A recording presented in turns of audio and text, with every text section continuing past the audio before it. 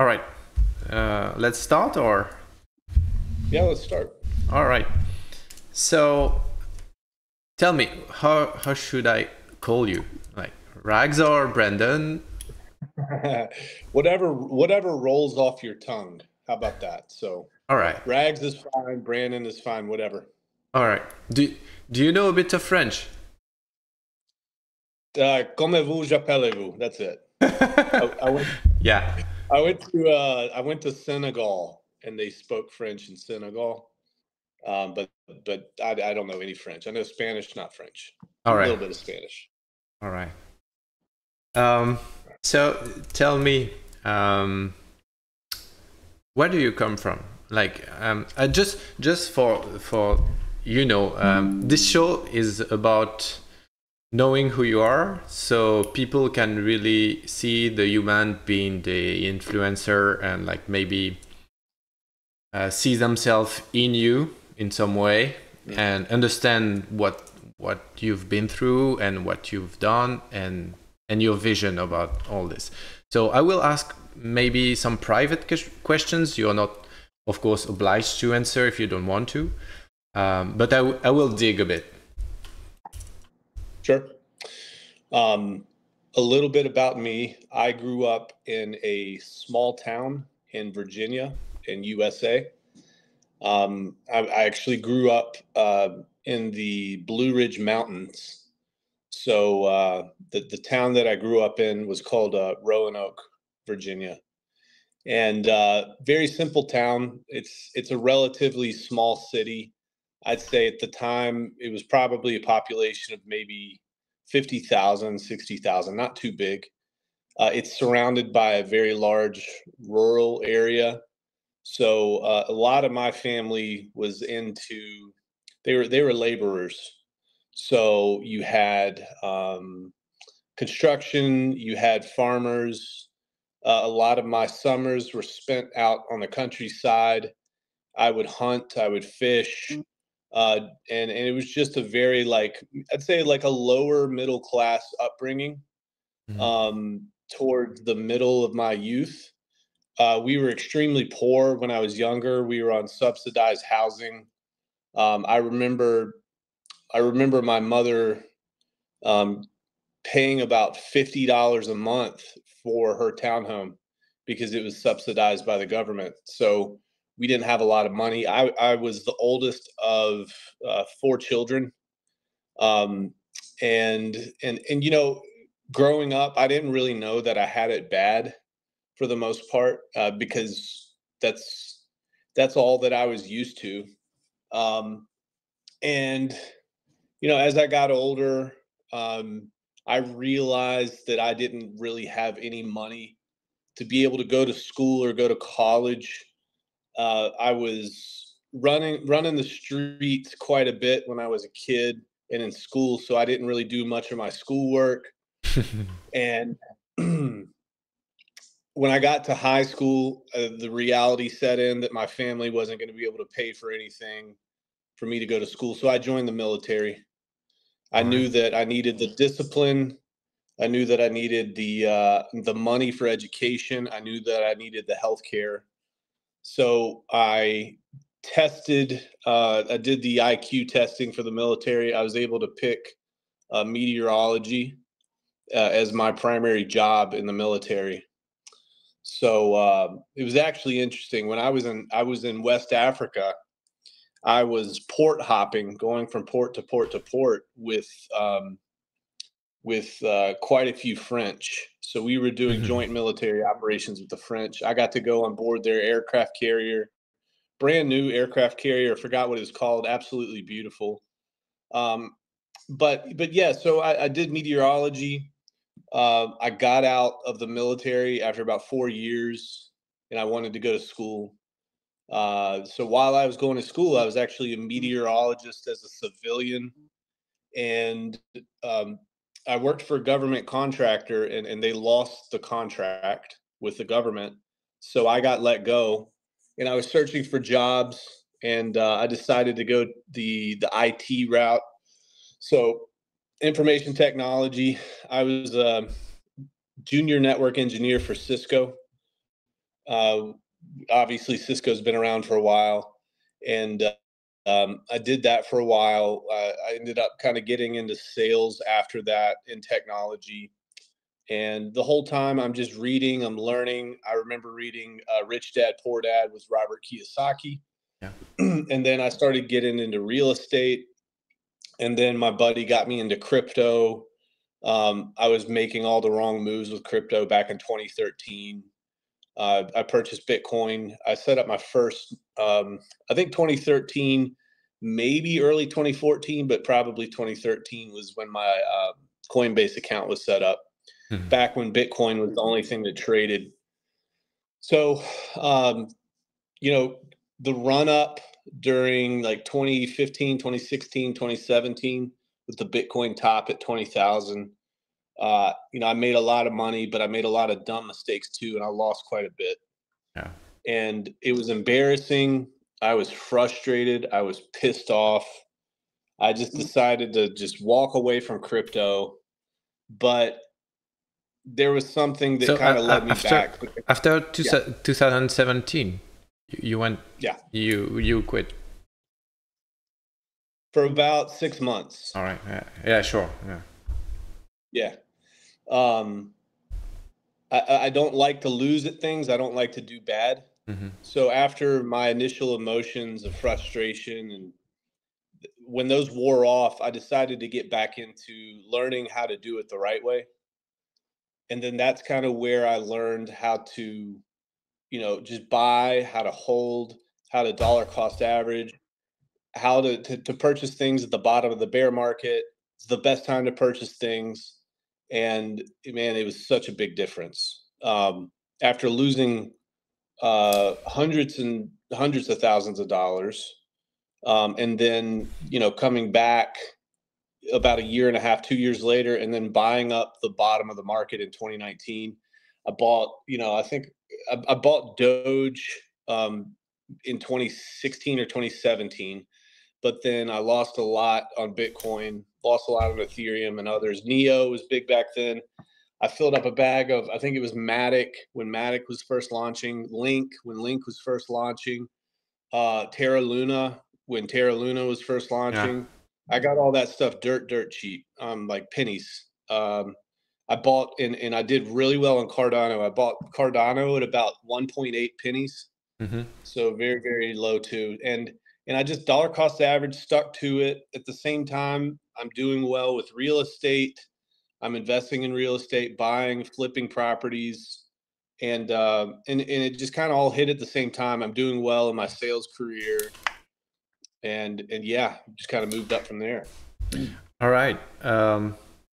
So there's a story that you're telling about learning, as I understand it.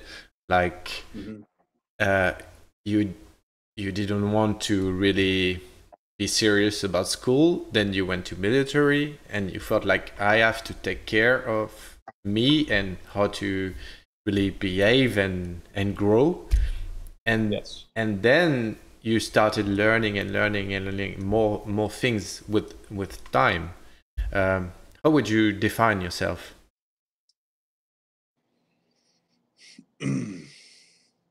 Rephrase the question. All right.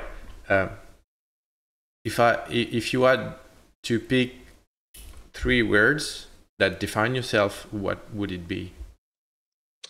Competitive, determined. Are you familiar with grit? GRIT? No. Grit is the ability to get punched in the face and keep getting back up. All right.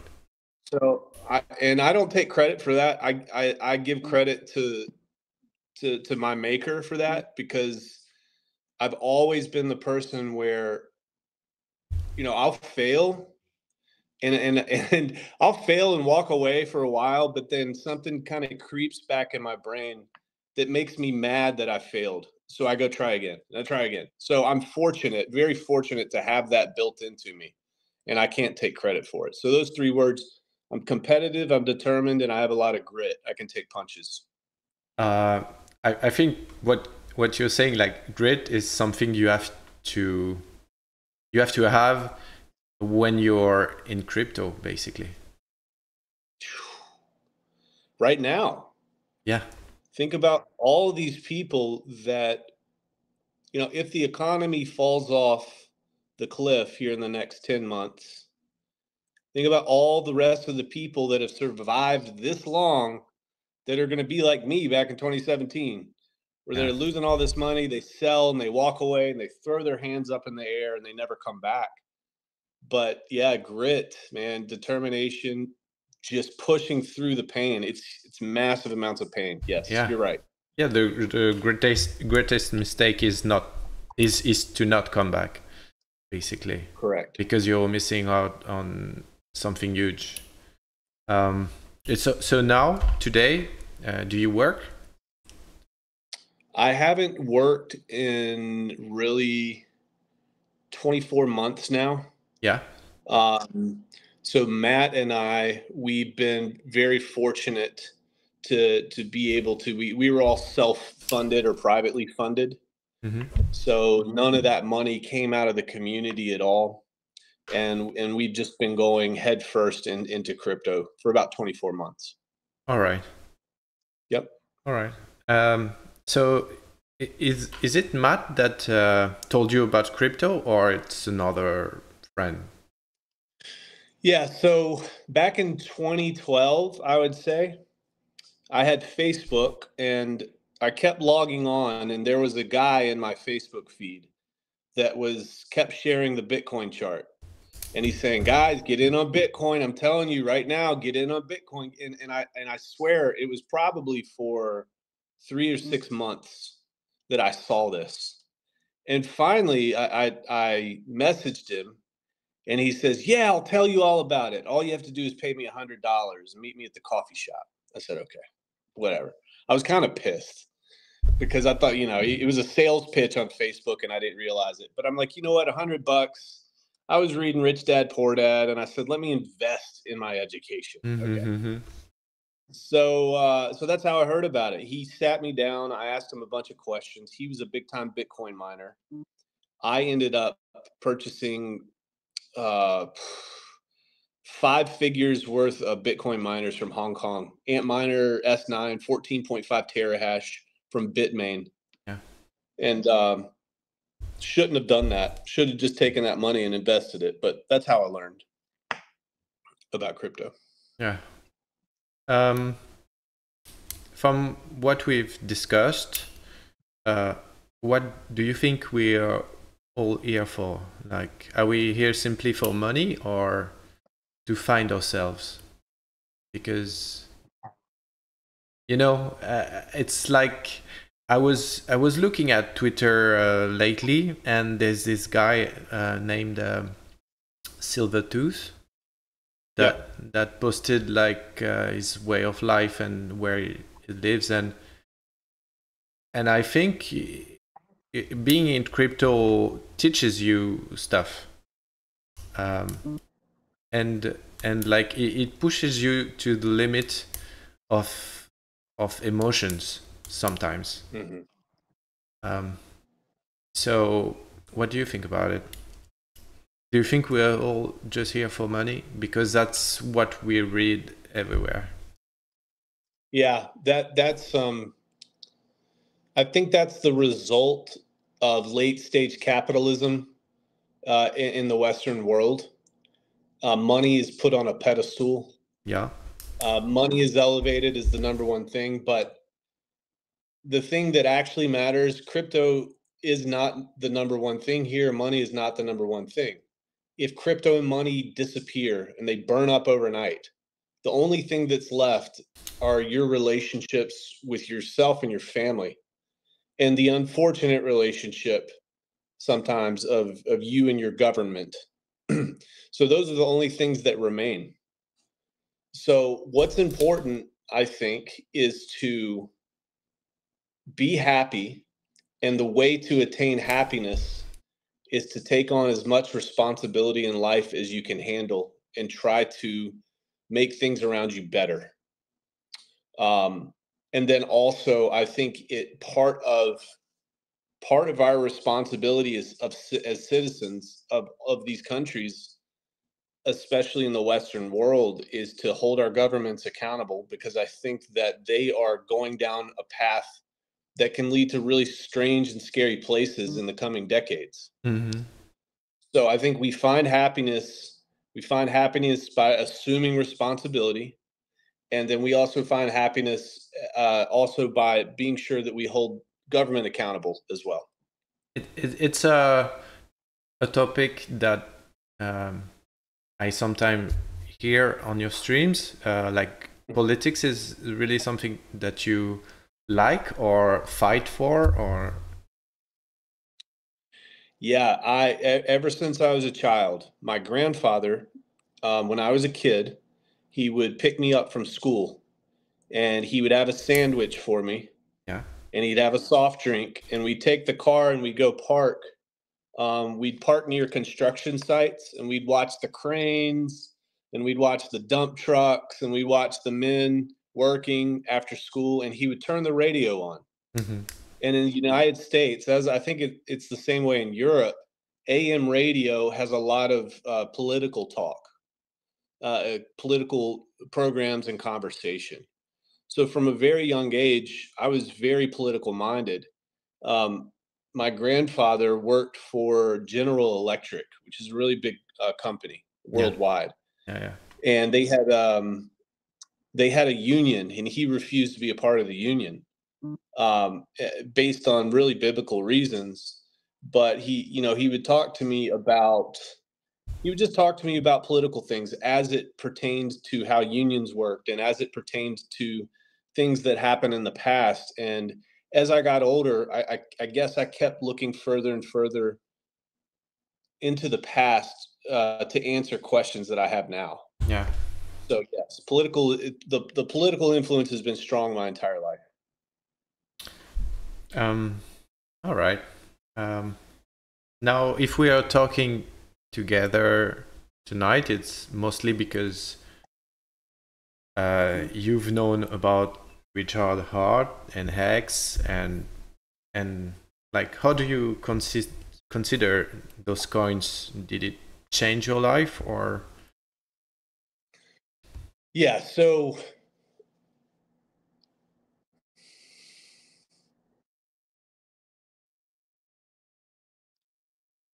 prior to me meeting Richard Hart, I had a Telegram channel of about 200 people, and it was called the Rags to Riches Telegram group.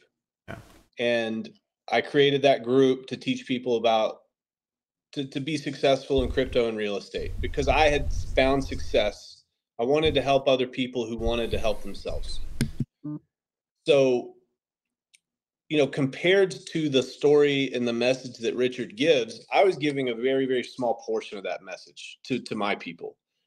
When I started listening to Richard, I mean, it was like everything opened up and blossomed.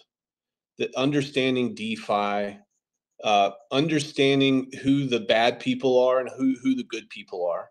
And that's sometimes really hard to do in life, but he painted that picture very well.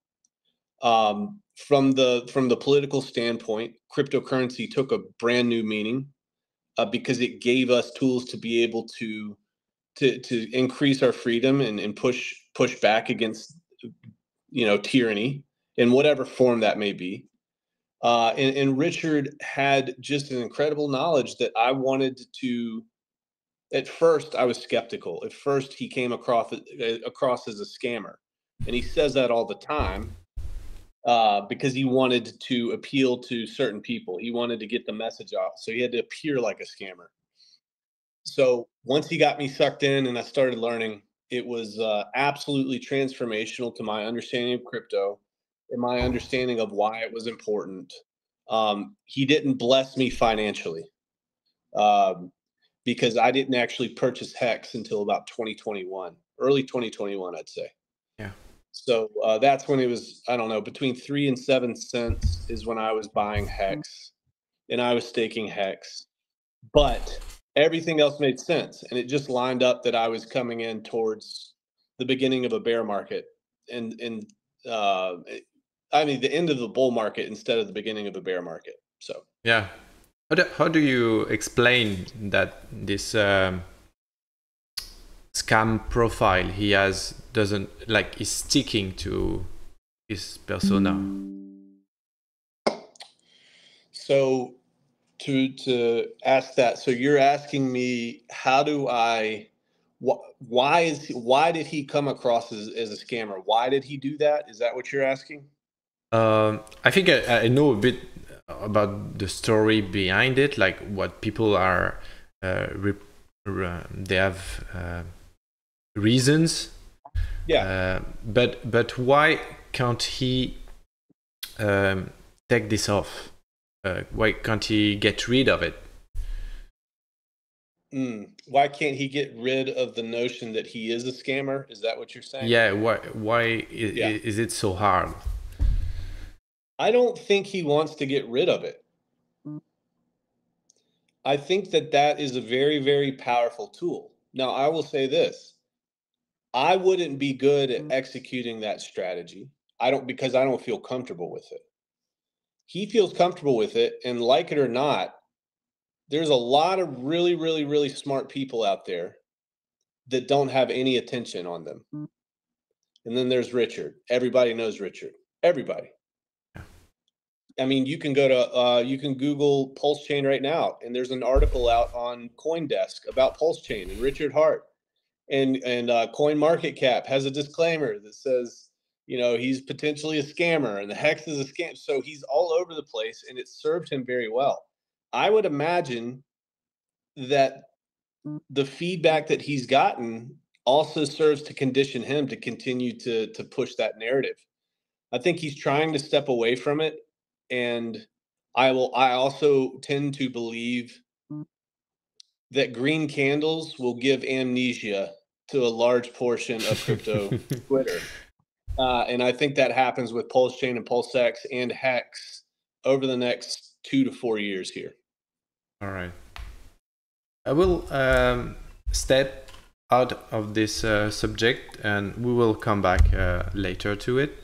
Can you tell me about your project and why did you want to do that with your friend? Yeah, so back in the first time I started watching his content, Richard's content, I believe it was about maybe 2019, early 2020. But I didn't purchase. I just followed him because he was entertaining and he had a top hat on. So I watched him. He finally kind of onboarded me, I guess, through his content. And in 2021, I started making YouTube videos about Hex. I bought Hex first and didn't tell anybody in my group because I didn't want them to get wrecked if it was a scam. So I held it and I continued to do my research. And then I was convinced after a couple months. And I onboarded all 200 members of my group to Hex. Yeah. Now, I didn't know a Hexican. The only person I knew was Richard Hart. And I had created a YouTube channel pretty close to that time because I was tired of answering people's questions. Now I could just send them a link to the question being answered. Yeah. So I started making content about Hex, and I didn't know anybody, knew nobody. Suddenly, out of nowhere, YouTube does what it does best, and it connected all the people looking for Hex content to my content. Suddenly, I've got thousands and thousands of views out of nowhere. And I was like, what is happening right now? It's like, am I really that good? That wasn't the case. And what the thing was, Hexicans were so used to people telling the lies about Hex that if somebody came along on YouTube that was telling the truth, they're going to rally behind those people. And that was, fortunately, I was very fortunate. That was me at the time. So, and I was kind of that second wave of Hexican and YouTuber. Myself, I think Crypto Heartbeat, early 2021. Yeah. I remember. Yeah. So I get in you know, talking about PulseChain. Matt and I start streaming together. Matt back then, he interviewed everybody. That's how he built this channel. So, and he still interviews everybody. So he interviewed me, and we got along pretty well. And I think over the course of about 6 months, we find out that politically we're very closely connected. Values, views on the world, politics. And he kind of says, hey, listen, you know, Richard is creating PulseChain. And I said, I know, I'm so excited. What would you think about creating a project that targets no coiners in existing nonprofit organizations? And I said, I think that's a really freaking cool idea. I think that's brilliant. How are we going to do it? So we sat down and we just started kind of brainstorming it and talking about it. Matt's best friend, Crypto Heartbeat's best friend, was a developer that's been his developer for the past 20 years. So we had a developer already. And we just started brainstorming. We started watching a lot of Richard's content. If you go to hexsearch.io, Richard tells you how to create a cryptocurrency project. And he was like, if you're going to create one in the coming years, make sure it has this, this, and this. Do those things. So we just listened. We found an organization that we were able to partner up with and team up with, a 501c4 nonprofit out of Texas. And then we just kind of took off from there. Wow. Yeah. How does it work? Yeah. So I'll kind of start with the nonprofit. Yeah. A big thing about being able to onboard an organization that knows nothing about cryptocurrency, you have to sit down at a table with them and convince them that it's worth their time. So when Richard did the $27 million to charity, the SINS Foundation, Matt, Crypto Heartbeat, he was in the nonprofit space for 20 or 30 years.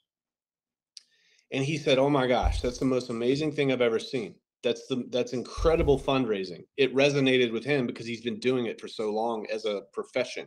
Yeah. And he said, what if we, instead of taking money from a sacrifice, what if all people donated directly to the nonprofit? That's it. So that was the first breakthrough that we had. We said, we're just going to kind of take what Richard did, but we're going to turn this into a full-blown, it's a donation directly to the 501c4. We don't touch any of the money. It never touched our hands. It went to a wallet that organization controlled. From a legal standpoint, that helps us out quite a bit if the government gets upset in the future. Hey, we didn't touch it. We never did. So that's kind of how that worked.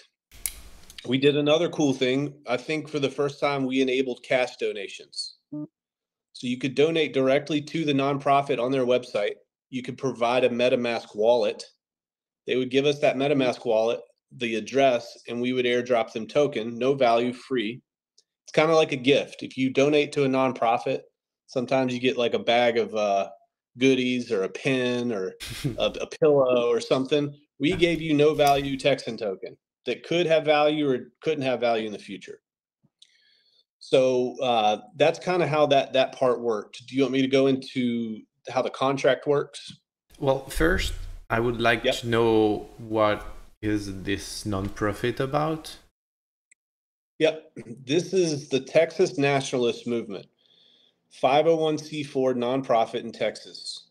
And what the Texas Nationalist Movement is doing is setting the groundwork for if any time in the future that the state of Texas deemed that it needed to remove itself from the union in the United States, that they would have a plan to do so quickly and peacefully. So that's what that nonprofit is about. They are prepared to have the plan to be able to remove themselves from the United States and become their own separate country if need be. All right. Can you spot a light for us about this situation, because we are not really aware about it? Yeah. So in the United States, I would say that a majority of the states, 50 states, are extremely independent. One of the things that we hold near and dear to our hearts is freedom and sovereignty. We don't want the overreach of the federal government. And the way that our Constitution was set up gave a lot of power to the states and gave very minimal power to the federal government. The federal government's just kind of the glue that lightly glues everybody together, but the states really move things. As time's gone on over, the last couple centuries, the federal government has grown in bureaucracy, has grown in bloat. The national debt of the United States continues to balloon. I think 36 trillion or $35 trillion. The politicians are not slowing down spending. And basically the states are paying taxes and participating lawfully in how they should, but at the same time, there's gross mismanagement by the government. And the states at this point are starting to say, hey, listen, federal government, if you can't get your shit together, we're not going to sink in this boat with you. We need to have a plan because this isn't fair to anybody. So that's kind of the background. That's kind of the idea. There are movements such as this that are popping up in different states in the United States. And at the very least, it will cause the federal government to come to the negotiating table and take the states more seriously. Instead of just doing what politicians do, they don't care about the will of the people. So it's a way to push back against that. Does that answer your question? Yeah, perfectly. And Yeah. it really connects with what you said about your past. Yes. Yes. And I'm going to add this.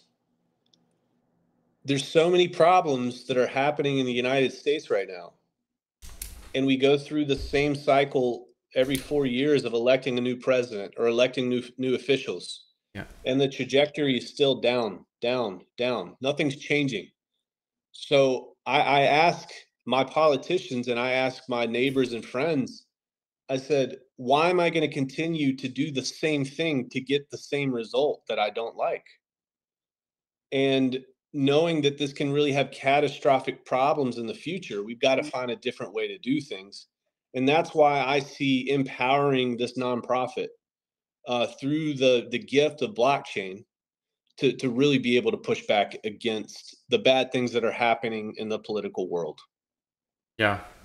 It's really interesting that a non-profit is doing this. Like, at least in Texas, they're preparing for this, because there is this thing, I don't know how it's called, but like, the bigger you grow, the more it's becoming risky somehow, because there are so many entanglement, so many power and people who want to stay in power and control, that it just only leads to decay. Yes. And like, do you think it will implode? Yes. There's no reason for me to think that it would not implode. Same for Europe? Same for it. Well, just look at history. If you go back, you can look at history of Southwest Asia. You can look at the Chinese dynasties. You can look at the French Revolution. You can look at Great Britain. You can look at when the colonists came to America. There are periods of time where the new government, even the Roman Empire, for example, it got too big, it got too boisterous, it got too opulent, and it collapses, explodes, and it typically has to do with money. In most cases, the underpinning is the money problem. And we're seeing that play out right now with the centralized banking system across the world, with no accountability and printing money, debasing the currency. And every country and every society has its breaking point when they're going to say enough is enough. I think France is in some instances is seeing a lot of frustration with the government and being able to freedom and sovereignty, and we see that over here. I see that.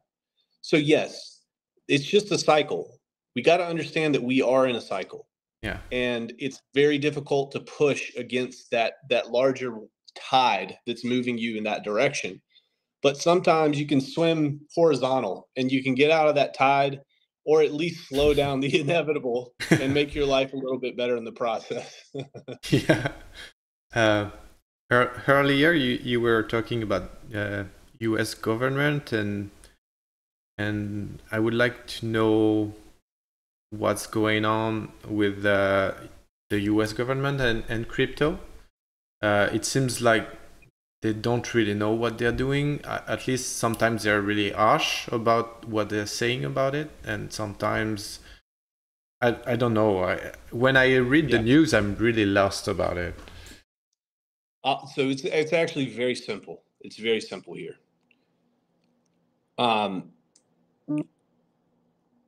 When you have these sorts of economic systems where it's very centralized, a small group of people replace the free market. Anything that is outside their control and outside of their purview is very frightening and endangering to them. So the political left in America, I would say that they are certainly, they certainly have a good amount of Marxist and socialist tendencies. I think that they're very, very frightened by what crypto could become because it threatens the status quo of being able to print money, being able to enrich Wall Street, for example, being able to use that money with that Federal Reserve System to be able to give money to their districts, give money to friends, kickbacks, give money to unions, all that sort of thing. Cryptocurrency looks that dragon in the eye, and it's saying every single day, we're not going to take that anymore. This is a very grassroots movement that has grown into something big. They don't yet want to admit that it's big, but they know, and they've been preparing, as evidenced by the CBDC. But to answer your question, the messages that you're getting from the United States is primarily from Gary Gensler, who is on the Democratic left. And he essentially works for a senator called Senator Elizabeth Warren. And she is also lockstep with the president, which is Biden. And they are all left. And you know, in America, the political left thinks that they can spend your money better than you can spend your money. Okay. So that's what you're seeing. When the presidency and the administration changes in the United States and Gary Gensler leaves, it's going to be a different story. You know, Ron DeSantis, who's running for president, he's very economically focused. He wants to improve conditions for cryptocurrency. He's banned CBDCs in the state of Florida. So there's a lot of light, but we got to get out of the darkness here for the next couple years. But it's really weird because I've followed the course from Gary Gensler back in the day, and like he wasn't like this at all. I mean, he was kind of between the two. He was starting to think like maybe we could do something about it and try to educate the students about it. So I really didn't get why he went so hard on it. My opinion and my theory on this, so Gary Gensler is an ultra marathon runner. Did you know that? No. So he runs the 100-milers. Okay. All right. Which I don't know how many kilometers is that. Like, I don't know, quite a bit. Yeah, 80 or something like that, 70. Yeah. He's not the type of person that gives up. He's very, very determined. Okay. He has held jobs at the CFTC. He's been the accountant for the for the Democrat Party in Maryland. He's been assistant to the Treasury Secretary. He's done all of these jobs. The next job that he wants is Janet Yellen's job. Janet Yellen is the Treasury Secretary for the United States. She's about, I think she's 83 years old. Oh. And she's going to be leaving soon because she's so old. And he's held all the jobs, all the big jobs that you can hold. And he's taught at MIT. Yeah. And the next step for him, in my opinion, is the Treasury Secretary. He wants that position, but he has to play ball because he needs the votes to get it. Yeah. That's why everything that Elizabeth Warren is saying, he is backing. Yeah. And he's, and I think his true colors are coming out now because I think that he wants that job. And so it's only for career purposes? What do you mean by career? Like it's for his job, like he wants to reach something Pinnacle, in politics, yeah. Yeah. That's my opinion. And he's got to say the right things, and saying the right things doesn't mean you're doing the right things. Yeah. So let's come back to PulseChain. What did you think about the launch? All things considered, I think that the launch went as well as I could expect. We did not have catastrophic failure. Yeah. And that's always the thing that you have to worry about. This is a difficult thing to do. Layer ones are no joke. So I was very happy that we were able to launch without hiccup on the PulseChain side. The bridge part, could there have been better execution there? Probably, maybe. I think Richard even talked about that. But all things considered, man, the chart looks exactly the way that I thought it would look when I was creating videos 2 or 3 weeks before PulseChain launched. Right now, we're seeing all the speculators get out, and all the other people are buying up their positions, redistribution of wealth. Yeah. And everything's normal. I really think that. And even about the bug that happened, that's a sore spot. That's frustrating. Yeah, without a doubt. Yeah. And what I didn't get, because I've been providing liquidity, and I was pissed for my reasons. But what I can't understand is the opinion of people on Twitter saying like, "Oh, it's normal, it's code, it's hard." But sometimes, man, just say like, "It's fucked up," like something went wrong, and accept it and fix it. And I'm not blaming Richard, but maybe he could have just said like, "Look, there's an error, I will fix it." That's it. Not blaming LPs for not checking on testnets. And the other people, I mean, I don't understand them. Like they're all, I like Richard, but I'm not about praying Richard.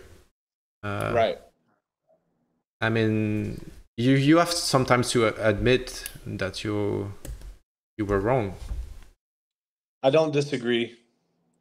I also don't think that we're going to get that very often with Richard. Yeah, I know. But I mean, the community should think sometimes. Yeah. No, I get it. But here's the thing. The conversation you and I are having right now? Yeah. You would not be able to have this conversation that we're having with 99% of the community. And it's because they just don't understand. They don't know blockchain. They're not developed. They haven't been in the space.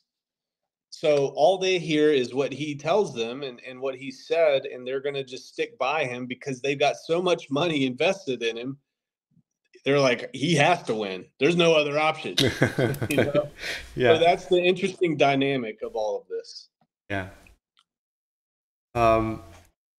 What do you think about eHEX? Do you think it will thrive, or? I don't think it's going to thrive in the coming years. I think it's going to maybe like about 3 years to 5 years, I think what you're going to see is you're going to see the infrastructure between blockchains get much more developed, and liquidity is going to pass through blockchains much easier. I think that eHEX will still do well, but I don't think it'll outperform PHEX unless Richard has a trick up his sleeve, which he very well might.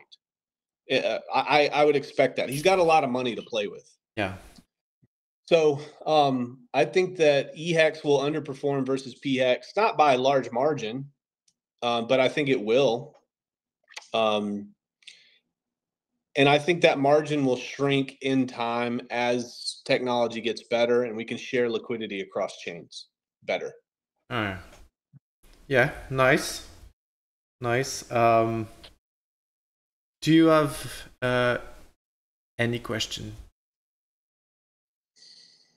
Why'd you have me on here? Well, yeah, I've been reading your tweet, the last one, and I really liked the story behind it. And I've always liked you, like watching your live stream and the personality you have. Even if sometimes I'm not agreeing on things, I think it's always nice to talk and share experiences. Sure. And like, my community is really small, but they deserve to know you. And yeah, and they should learn English, all of them. I should learn French too, I guess. Yeah. So we could have a French interview. So I'm gonna let some people ask questions if they want to. Feel free to ask Brandon anything. I'm sure he's a chill lad, so you're really a chill lad. Like when we exchanged on Twitter, I thought, man, this guy is cool. He's not just like, I don't know, Hashvid. Oh my god. Well, you'll never see me in a bikini, I promise. Could be interesting. Yeah, it could be. So guys, ask Brandon any questions, and then he will be free from the French questions. Yeah. May I, Brandon? Hi. Yes, please. Hi. You were talking lastly about the eHEX, and my question is, if we staked the eHEX for like 3, 6, 10, 15 years, how it will be if the eHEX like get very down, and so will it be any solution so we can push them into PHEX without losing everything? Are you talking about existing stakes or new stakes that would be created? Yeah, I'm talking. Oh, bad connection. No. No worries. Sorry. You are listening? Yeah. Yes, I hear you. Okay, I was just saying yes about now. My microphone is getting bad. Sorry. Yes, now stakes. Because at the beginning they say it's better to stake because it's a long-term way to have, like, seeing. My strategy was to see the eHEX in long term. But now that the PHEX is here, I don't really know in long term how will be the eHEX, and just I would like to know if you think that that will be a solution just to get them back in a way. Well, let me ask you this. Let me just ask you this. Let's say, what's your, you guys use euros over there? Yeah. What? Euros. Yeah. Use euros. Yeah. All right, let's say you have 100 euros and you want to buy Hex. Would you use that 100 euros to buy Hex on PulseChain, or would you use that 100 euros to buy Hex on Ethereum? That's the first question right now. For now, this moment, I'm just getting, like, I'm in it and I'm gonna buy eHEX. P-Hex or E? eHEX. Okay, why? Because it's cheaper, I think. I think it's the reason why she wants to buy eHEX. Sure. So here's what you gotta look at, in my opinion. Now, this is a huge debate. Okay, I think I was actually one of the first people that clipped Richard talking about the divorce. Did you see that clip? No. Where basically he said when there is a fork, he would like to see the financial energy from the old chain be transferred over to the new chain. That came out of Richard's mouth. It's clipped on one of my videos last week, I think. It's on my Twitter. It will be cheaper for many years to be purchasing Hex on PulseChain and staking Hex on PulseChain. That's just the bottom line at this point. Now, there's something that can be said about less stakers on Ethereum, which means you get more of the share pool. You get more T-shares, you get more inflation if there's not as much competition on the Ethereum side. If you want to stake, that's going to have to be math that you need to do, and you need to be able to see how many stakers there are on eHEX compared to PHEX. It's not necessarily a very easy question to answer, but me personally, I will be supporting PulseChain, because I have no doubt in my mind that PulseChain will be the most adopted chain for Hex for the foreseeable future. So that's my opinion. Thank you a lot, because my invest is being done in a few days, so I would have to love having your opinion about that. Thank you. Yeah, no problem. And if you got anybody in chat has questions, reach out to me. And I don't mean to ruffle any feathers, but that's my honest opinion. So, do you think we will be able to stake eHEX on Pulse? No. Not yet, unless somebody comes up with a protocol that allows us to do that. Maybe there's like a form of hedron that's created for bridged in Hex on PulseChain. Yeah. And maybe you could mint hedron off of that and then transfer it to Hex. Otherwise, you're just going to be buying and selling Hex with those pairs in the liquidity pools. And Richard could incentivize that via farming. So there's a lot of options, and there's some really smart people out there that will come up with some good solutions for that. Maybe it's you, Cashew Nut. Yeah. D'autres questions dans l'assemblée? I ask for any other questions. Oh, Patrice. My DJ friend across the ocean. Patrice von Paris. What's up, man? I don't really have any questions for you, other than maybe, like, what is the staking model for Texan token? Yeah, I wanted to talk to you guys about that, because we're talking about staking right now. So Texan is interesting. We created Texan in such a way that it doesn't need a derivative. So you have the ability to stake Texan. You can get a guaranteed 5% interest rate per year. Every year that you hold, you get a multiplier that ratchets up, that simulates compounding interest. And the reason we don't need derivatives for Texas is we built in the ability for you to scrape your interest with no penalty. So you don't need a hedron. Oh, that is nice. Yeah. So we are deflationary as well. When people in stakes, we don't redistribute them to everybody. We burn them out of supply permanently. When you look at the amount of in stakes that happened in the past, 2 years, it's billions and billions worth. So that's a lot of downward pressure on supply, which is actually a good thing. So I'd encourage people to check out Texan. We've got about 5,000 stakers, 5,200 stakers now, and at an average of about 9.5 or 10 years stake length. So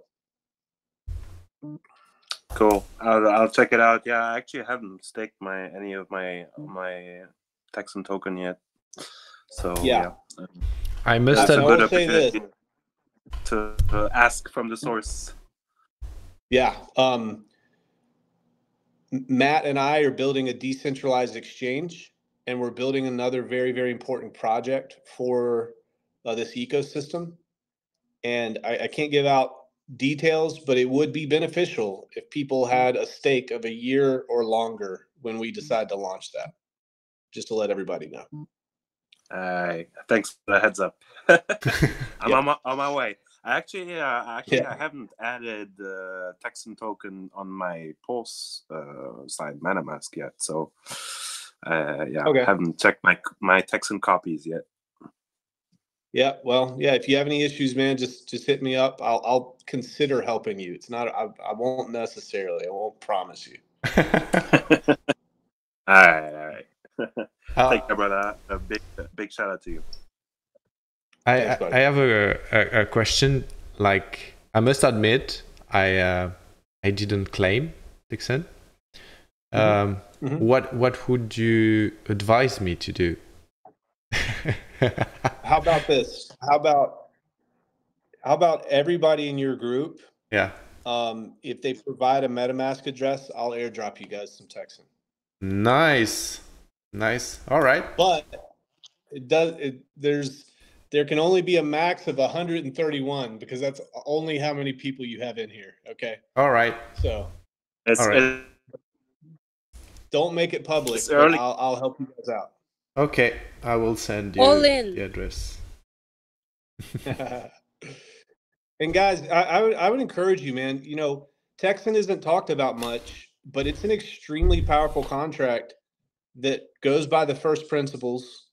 It's not a carbon copy of Hex. It doesn't have a T-share system.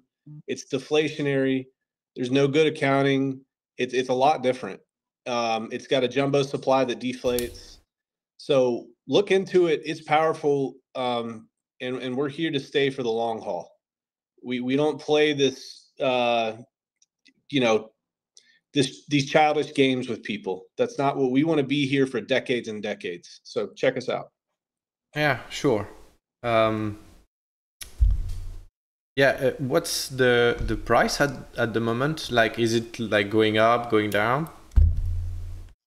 So we had I think a 15x spike when PulseChain launched, and then it corrected back down about 50%, and pretty much all the assets are like PulseChain, PulseX, HEX, Hedron. Yeah, we're kind of falling and rising with them because we're paired in liquidity with Pulse. So Heart's law. Yeah. But it's still like a good movement. I mean, a good wave. Yeah, we've fallen less than everybody, not by much. Just to be honest, not by much. But yeah, I mean, it's a healthy chart. We don't have a massive amount of volume. We probably have like 150 or 200 transactions per day, like buyers. So it's not huge, but we're slowly getting the word out, and we're really excited about it. And we've partnered with that nonprofit. As their members grow to understand crypto more, they're going to be buying Texan. So that they're no coiners, brand new money that hasn't been in the crypto sphere before. So it's fun. All right, I will let others ask questions. Vous avez d'autres questions, les gars, ou? Yeah, I've got one question. you were talking about long-term vision for Texan and about the Richard Hart ecosystem. Do you think that it's better to wait until the dust settles because there's a lot of chaos right now and making moves? I mean, converting or buying PLSX or Pulse or the new Hex or making moves right now is a bit uncertain. So, do you think it's better to to focus on getting opportunities right now, or is it better in your strategy, according to you, to wait a couple weeks or a couple months to see more clearly what's going on?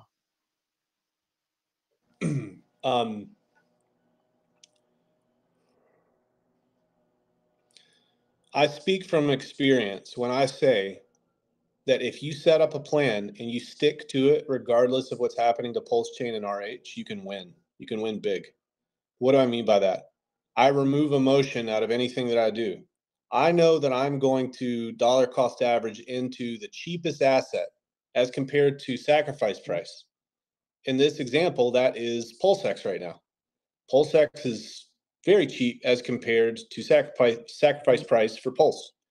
I've been dollar cost averaging every single day, and I will probably dollar cost average every single day for the next 90 to 120 days, because when you look historically at charts, that's kind of when things find their bottom, or at least come back up and break all-time high. It takes about that long. So I say many people are on the sidelines because they're afraid, but I would also say if you have a plan, sometimes dollar cost averaging, taking emotion and the thinking out of it will actually do very well for you. And it'll allow you to take advantage of things that other people won't right now. So that's my answer.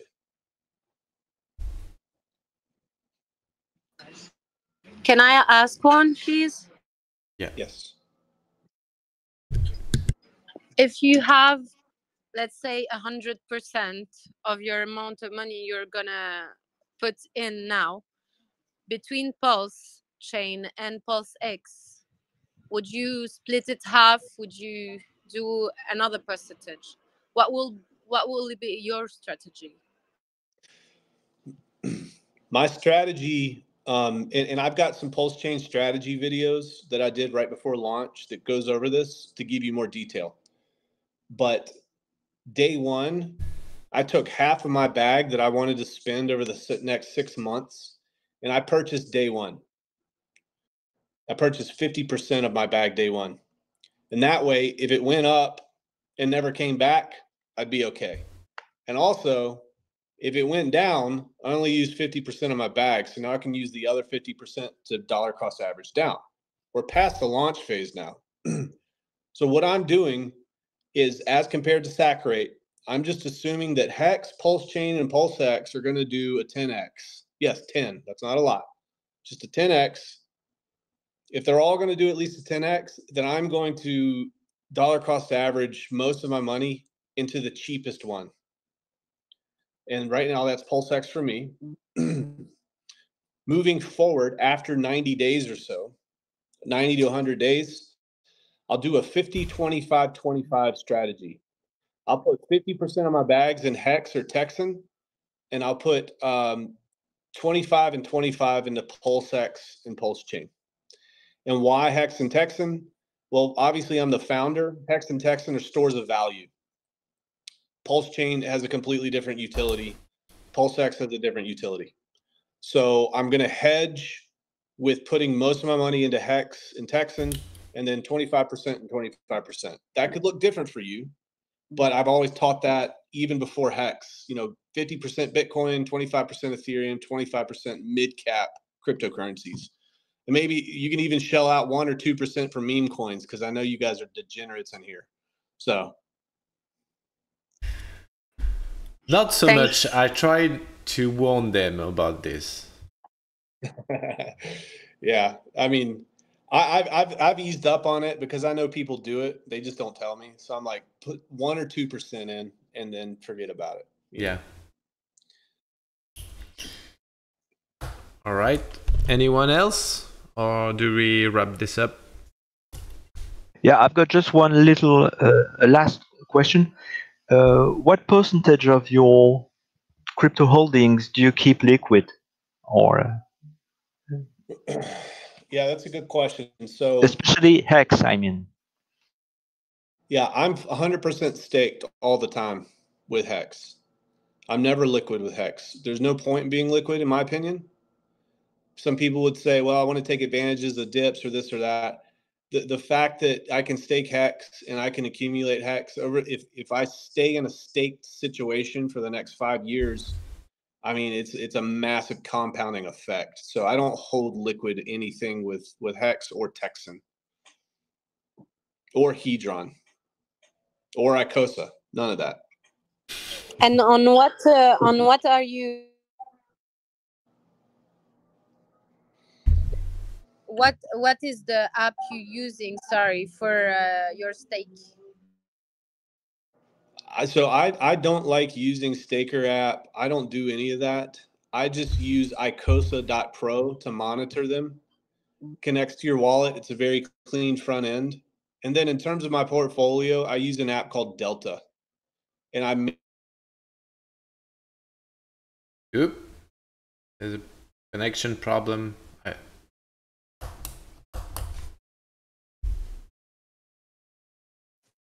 Est-ce que Allez, c'est... faut meubler là. Ah non, c'est de... En fait, je pensais que c'était de mon côté, tu vois. Je pensais que... Ah bah voilà. On l'a perdu. Est-ce qu'il y en a d'autres Sorry, qui... you hear me? Ah? Oh, yeah. Sorry, you hear me? Yeah, sure. Yeah. My phone died. Gosh. It's all right. We can finish like this. Okay. Yeah, so Delta, I use the app Delta on my iPhone, and I put in transactions manually. I never connect any MetaMask to anything. So I just do my transactions manually there. Okay. All right. I didn't know Delta. Who's behind it? I don't know. I've been using it quite a while. And again, there's no risk if they don't have your wallet and you're just doing manual transactions. So I prefer it. Oh yeah. Okay. Is it been around for years and years? Oh, okay. So it's like for all tokens. Tokens, stocks. They do a pretty good job of getting tokens in there, and they use a global average of all the liquidity pools. So it gives you a good idea of where the price is. Okay. Okay. So I think it's the end of the interview. Thank you for coming here. It was really nice chatting with you. I hope we'll meet again. Who knows? Yeah, always reach out, man. And if you ever want to hop on my stream too, you can hop on. Just create just give me a spreadsheet with MetaMask addresses. Yeah. Here sometime in the next week, and then I'll send you some Texan on PulseChain. Yeah, sure.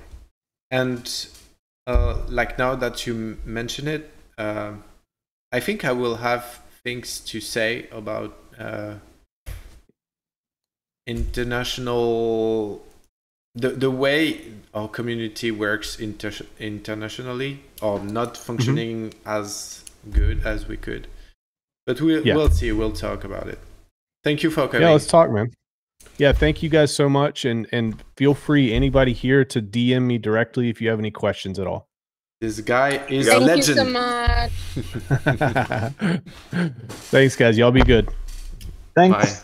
Thank you. All right, bye.